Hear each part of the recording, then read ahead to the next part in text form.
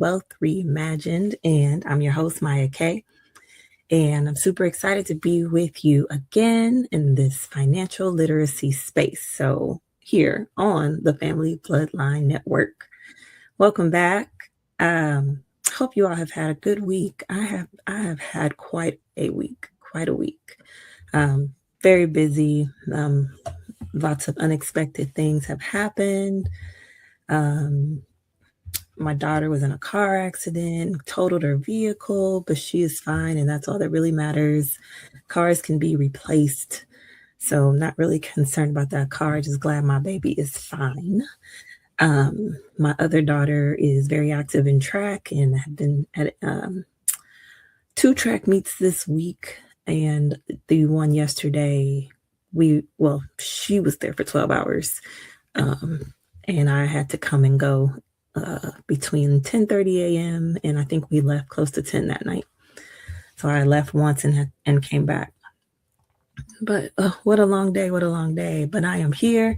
I did not want to allow this next week to come and go. That's just how it is sometimes. And despite all the things that we have going on, we still have to show up for one another and show up for the things that sometimes we feel like, oh my God, how am I going to get all this done? And it always works out. So let's jump in. So let's kind of recap some things. Let's see here. Well, I know this is week 3. It is April. It is still Financial Literacy Month. And of course, as I said, Financial Literacy Month is an annual, every April, just a time to raise awareness about money management, budgeting, savings, and investing. And so it's really just a time to help you just to be thinking about where you are and maybe some goals and things that you want to accomplish or change, or habits you want to break, habits you may want to form. So it's really just an opportunity to kind of reset, as well as educate. There's so much that you could learn and add to your already either good habits. There's things you can remove to maybe some habits you aren't too fond of. So it's just really a great time to reset and think and grow, and maybe even challenge yourself to take a different approach or do something different. So as I've stated, so this is Wealth Reimagined, and we're going to be talking about personal finance. And I think what's going to set this apart from other people talking about personal finance is a real household perspective, real household issues. I want to help navigate through real day-to-day things that you encounter, things that come up, unexpected things.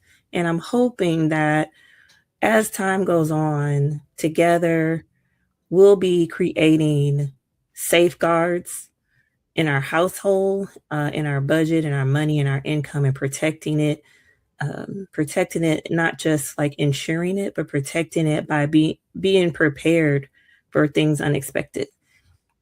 And so I think that's also a form of protection of our money. Also, part of protecting your money is just being prepared, already having an emergency fund.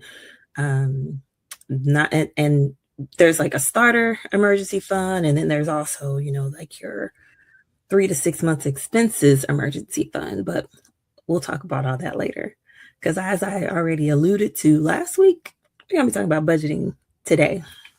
That dirty word, budgeting. So just to recap, week 1, we got into getting organized. And I hope by now, most of you have already taken that step and gotten organized and located all of your documents. And if you haven't, we agreed. I don't know if we really agreed, but I'm going to say we agreed that you have until the 30th to get organized. Okay. Because even if you aren't able to do these steps within a week, it's very important that you set yourself a deadline. If you are just like, oh, I'll get to it, will you? Lifes. And so give yourself a deadline. Give yourself a deadline. By the end of financial literacy month, I'm going to be organized. Maybe you are organized, but you haven't taken inventory of everything. By the end of financial literacy month, I'm going to be organized and have taken inventory of everything. Okay, so let's get serious about this because this is very important. You would not realize not only the life areas that impact how you manage your money, but how the way you manage your money impacts life areas. So it's very important. I just want to challenge you and encourage you and dare you to take it seriously. Take it very seriously. Let's get all our ducks in a row and no longer just be flying by the whichever way the wind is blowing in a situation and be able to have some control over when things happen because it's not a matter of if, it's when. It's when. It's when. When is it going to happen? So I want to make sure people that are part of this community have, again, those safe rails in place, and you have funds set aside for the unexpected so that when it don't really hit as hard. It's still going to hit, but it don't hit as hard. You're not going to set yourself backwards. We're not going to keep taking 2 steps forward and 3 steps back. We're not doing that anymore. And I want you to say it. I'm not doing that anymore. Okay. So week 1, got organized. Week 2, we took inventory of everything. So you should already know where all your documents are, and you were able to determine all your income streams. You were able to determine all your expenses, your bills, debts, your investments, assets. We talked about assets, real estate, values. What's the value of my home? What's the value of my boat? What's the value of my vehicle? How much is in my 401k? How much is the total of my IRAs, my individual retirement accounts? And so that should already be done. And again, though having that inventory we talked more about assets, but when you made that debt list, what personal loans do I have? How much credit card debt do I have? How much do I owe in car loans or RV loans or boat loans? Loans, period. How much do I owe? How much do I owe on my mortgage? All that debt you owe takes away the value that you have in your assets. So you listed your income, retirement, life insurance, all that, real estate values, and other assets, and there's a total. The difference, all the things you owe, deducts from your assets, and then that number is your net worth. Assets minus their liabilities equals your net worth. So go ahead, even if you need to pause, go ahead and figure out what is your net worth currently. And it's often nice to know kind of where you are on things. Do you have a positive net worth? Do you have a negative net worth? Is your net worth even where you thought it would be? Do you have a goal? Do you want to have $1 million net worth? So just do that calculation real quick so that way you know what your net worth is. So you have done a big step already if you're able to do that, because a lot of that information goes onto your budget. Did I trick you? Did I trick you into getting a budget? I didn't. I was just trying to get the foundation set up to show a way to, I guess, make it a little easier, because you already have now the information that you need for the most part. Okay. So the budget, first of all, what is a budget? A budget to me is a spending plan. It's a spending plan. A budget. Uh-oh. My screen did something funny. A budget, I don't want you to think of a budget as restricting you from doing something. It's a plan, and it's you controlling every dollar that you have, every penny that you have. You tell your money where it's going. You show what you're going to do with it every time you get it, instead of you just like, man, that money gone as soon as I get paid. While there might be some truth to that, depending on how much you have going out, all a budget is a spending plan. So, what do you need to call it? Like, now let's do some psychological thing here, right? What do you need to call it so that it feels more like an empowerment tool and not something restricting you? Okay. So, like I said, it's a spending plan. You could call it your wealth plan. You could call it your get out of debt plan. You could call it your control, your money control. You could call it whatever you want. You can call it whatever you want. You have to um, think of what you want to call it. If you're fine calling it a budget, that's fine too, as long as you do not allow yourself to believe that a budget is restricting me. A budget means I can't spend my money. I have to do this. I have to do that. Let's reframe that to no, I'm telling my money exactly what I need it to do for me. Okay. So I really want to talk about different types of budgets today because you honestly already have all your information for your budget, maybe with an exception to um, like your utility bills, because that's not really something you would include as part of like liabilities on like a personal financial statement to determine your net worth. Though I think I did mention utility bills because I'm like, list your bills, list everything.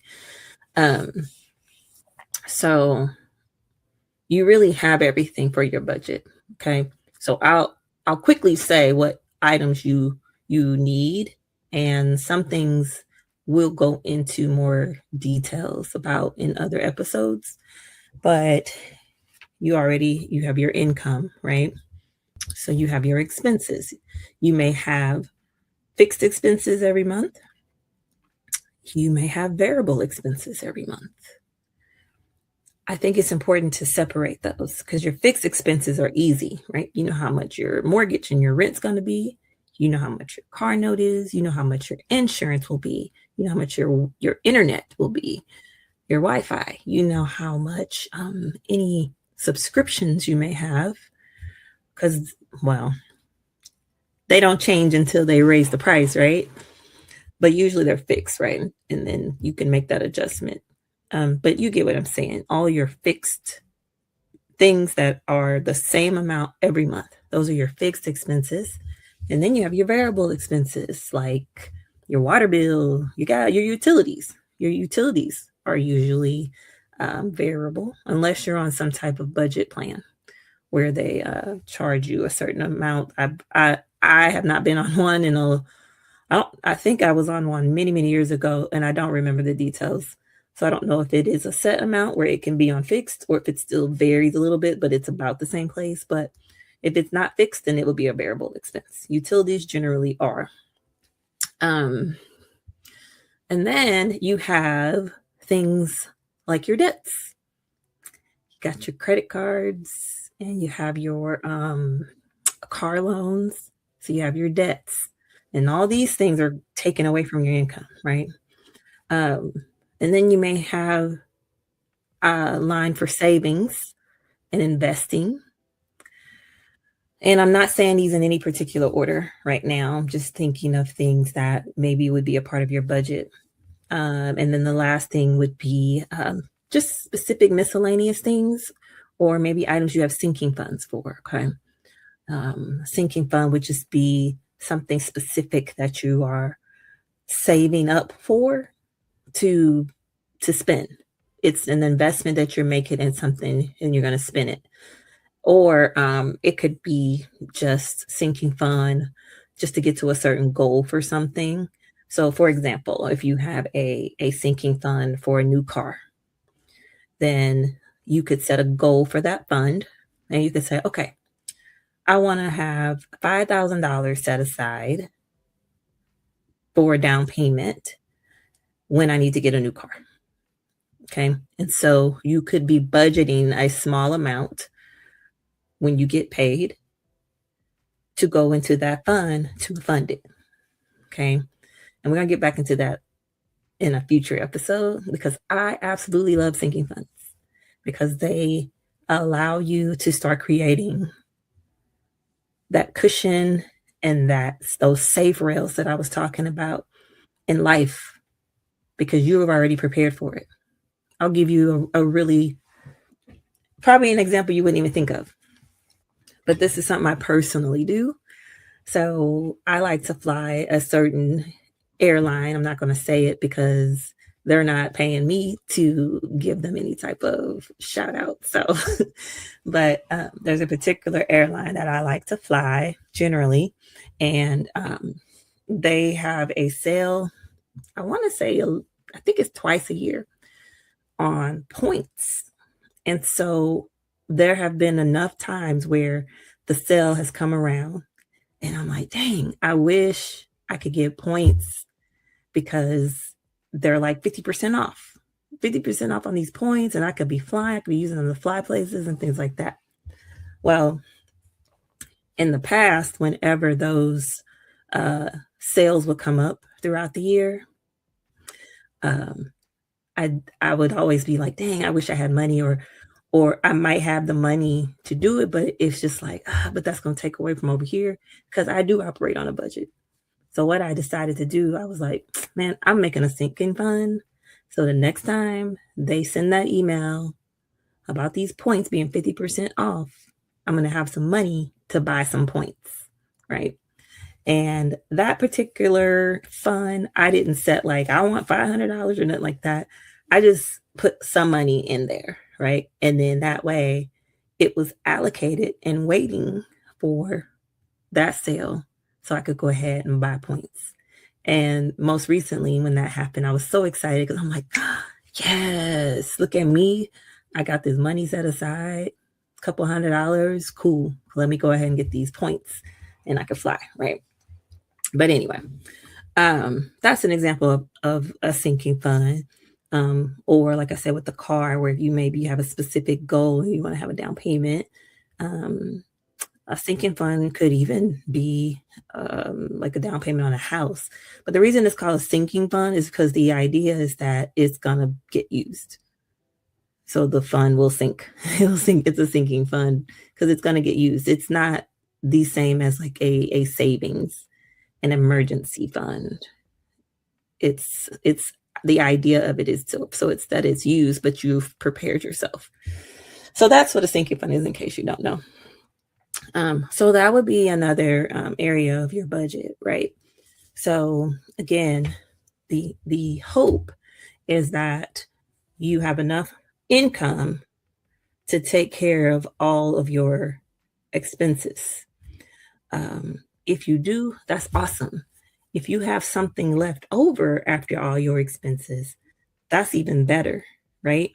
Now, if you're a person that is negative in the red, you don't have enough income to cover your expenses, that's something we're going to address because that is probably causing you a lot of stress, a lot of worry, a lot of anxiety, and that's something we want to get you out of. We want to get you out of that trap, and we will talk about ways to either lower expenses in the future or increase your income. Okay. In some situations, we might need to stop the bleeding or whatever is happening, why you're in that situation. But do not feel judged. Do not feel ashamed. Just know that financial literacy, personal finance, It's learned, and you are here. You are here, and you are here to learn. You're not expected to already know everything. I'm sure, self included, no one has done everything perfectly and everything the right way. Some people had to learn the hard way. I'm one of those people. There are lessons I had to learn the hard way. There are things that I've done that I'm just like, oh my God, I cannot believe I did that. I didn't know that was going to happen. I'll give you an example of that I did. Um, I had this great idea to pay a large amount down on like my student loan debt. I have student loans. And I'm like, you know what? I'm going to send this money to knock down this balance a little bit. And so I sent it. Balance did not move at all. Money gone because it all went to interest. So it was a very hard lesson. And I walked away from it now understanding the importance of asking questions and just being sure I understand things before I do them, because I could have done something different with that money. I could have done something different, but I didn't reach out and ask the questions and, know and understand that how that large payment was going to be applied. So lesson learned the hard way. But that would be an example, right? So don't feel judged. Don't feel like, man, I should know this. I should have already known this. It's cool. You don't know what you don't know. And when you know better, you do better. So, but yes, so that's your primary things that you need for your budget. So again, if you need to pause the video and see kind of where you are with this rough calc of things. You should already total what your expenses are when you did your inventory, total what your income is when you did your inventory, because this is just like a budget preliminary, right? Then when we get into budgeting for real, you'll get into more of your actual numbers. So kind of total income, total your expenses, total your bills, total your debts, as far as credit cards and loans, car loans, things like that. And then if you have a certain amount that you put in savings, that's awesome. First of all, let me say that you're saving. I love saving. And that comes out of your income, right? So see what that number is. If it's in the black, meaning you have enough money to cover all that, now you know. But if it's in the red, meaning you don't have enough money to cover all of that, now you know. Either way, you know. So I want to talk about types of budgets. I have my list here because I want to make sure I don't forget. So types of budgets, what I mean by types of budgets is just what method are you going to use to stay on top of your household income, your household money? What method are you going to use for tracking, for doing the calculation, for creating your plan? So, hey, if you are a person that likes to write everything down, write it down. I don't care if it's a spiral notebook. Write it down. Like what you probably just honestly kind of did. Income, expenses, you write out what they are and how much. Notebook, right? We don't have to be fancy. We're being real. This is real life people, okay? So notebook. Another method you could use for budgeting, calendar. The calendar method. I used to use the calendar method for a long time. And I did the calendar method because I wanted to be sure I knew when bills were due. And so I would, on a calendar, I would write the bill. Let's say, okay, rent first of the month and how much the rent was, because the rent's due the first of the month. Whatever the bill is, phone bill and how much, or I put the company name, um, whatever it is, a credit card and how much. Um, but that way I could see exactly when it's due. Why that was important is because I could also see when I got paid and what I needed to pay with that paycheck. If you're paid monthly, you got to pay everything, right? Because then you're going to get another check next month. If you're paid semi-monthly, then you see I get paid here and I get paid here. I get paid on the 1st and I get paid on the 15th. Everything from the 2nd to the 15th, I need to pay with that check I got on the 1st. I need to make sure it's paid with that check. Everything else, I'll pay with the next check, right? You get paid on the 15th, and everything on the 15th check is that's due 16th through 30th or 31st or the 1st. Everything from the check you get on the 15th is due, that's due from the 16th through the 1st. And now you have all that, okay? So anyway, we'll go into more detail at that, but hopefully that makes a little bit of sense. But that's the calendar method. There's also cash stuffing. Now, if you are someone who I don't know if this is true, but I think a saver can do well with cash stuffing, probably easier than a spender. So I don't know if you're married or in a relationship, and usually they say opposites attract, and one person's a saver and one person's a spender, right? And so I think if you are a spender, cash stuffing might be challenging.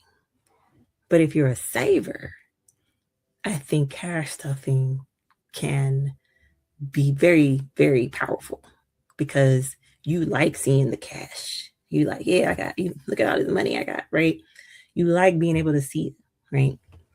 So anyway, what cash stuffing is, it's when you have your budget, and sometimes it involves writing some things down so you'll know how much you need to put in an envelope. But it involves having an envelope designated for a specific category.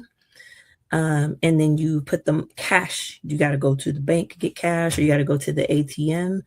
If your ATM will allow you to get certain amounts or denominations, but it does involve going to the bank, withdrawing cash, and then stuffing your envelopes.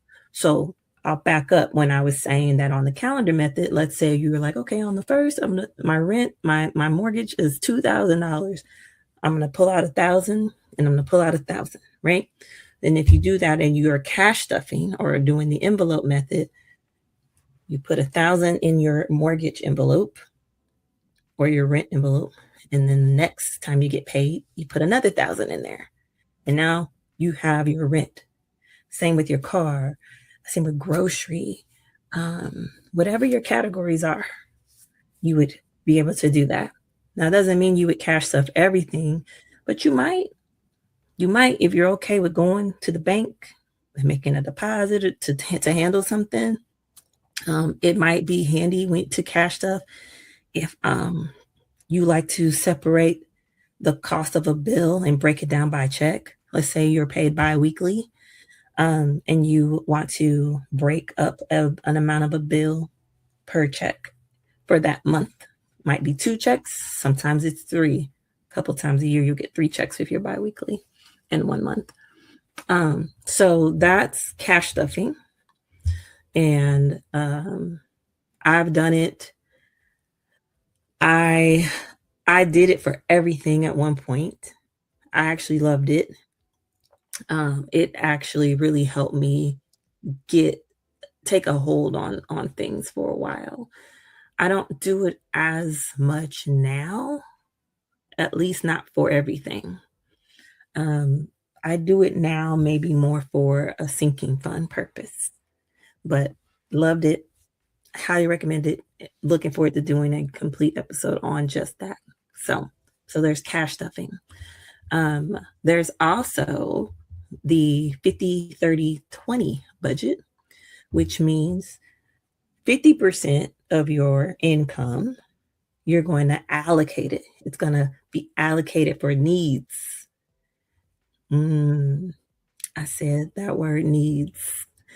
So we'll go into that too in the future. What is the difference between needs and wants? There are going to be those things that are just like, no, that is not a need, right? There will be some things like that, but there will be some other things that are a bit more subjective, you know? So, but we'll come back to that. So the 50/30/20. So 50% go to needs, housing, grocery, things like that, transportation. 30% are for wants, and then 20% is for savings or debt.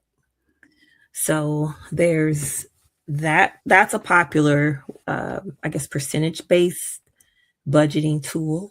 Um, but there's the 50/30/20 budget. There's also the zero based budget, which just means that you are budgeting every single cent, every dollar that you get, and you send every dollar to some category. And when you get done, it's zero. It's zero at the bottom. So earlier when I was talking about you either being in the red or in the black. So if you're in the red, you're gonna be lower than zero, right? But if you're in the black, that means you have some money left over. You need to figure out what you're gonna do with it. You're gonna throw it in your savings. You're gonna throw it toward debt and get that debt paid off faster because your interest rate is outrageous. So that is what they mean by zero based budget. I have allocated every single dollar that I make to some category, and now I'm at zero. On your budget sheet, you're at zero. Okay. Um, there's a pay yourself first budget. I'm a fan of that one. And I think pay yourself first budgets are important when you are, let's assume you don't have an emergency fund right now. You don't even have a starter emergency fund. You don't even have $500 saved. Um, I think pay yourself budgets, there is a time, well, let me not say there is a time.